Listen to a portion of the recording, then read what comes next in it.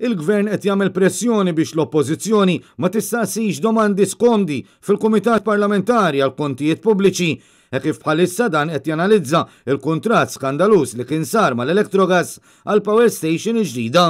It-talba biex jitwaqfu l-mistoqsijiet tad-deputati nazzjonalisti saret mill-web tal-Grupp Parlamentari Laburista Glenn Bedingfield li iżda ma kwota l-ebda standing order qabel ma talab ruling mill-Speaker.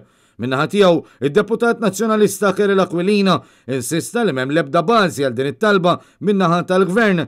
Din il-mossa tal-Gvern iturija ta' kemm id-domandi tal-Oppożizzjoni fil-PAC, domandi diretti u ibsin mhux qed jintoġbu mill-Gvern ta' Roberta Bela. L-ewwel nett l-Onorevoli Bedingfield irid jgħid taħt liema standing order qiegħed jitlob dan ir-ruling għax millet nara jiena m'hemm l-ebda bażi fl-ordnijiet permanenti biex jitlob dan it-tip ta' ruling. It-tieni nett huwa ċar illi fil-Kumitat dwar il-Kontijiet Pubbliċi il-membri tal-Gvern qegħdin iwaqfu u joġġezzjonaw milli xut iwieġeb. Meta xut stess ikun irid iwieġeb u kien hemm ħafna ċirkostanzi fejn ix-xut wieġeb għax hekk rid u n-naħa tal-Gvern jipprova jwaqfu. Allura m'hemm l-ebda bażi li jintalab dan ir-ruling. Fl-aħħar ġimgħat mill-laqgħat tal-PAC ħarġu provi li juru li l-Power Station tal-Electrogas kienet miftiema mal-Partit Laburista qabel l-elezzjoni ġenerali tal-2013.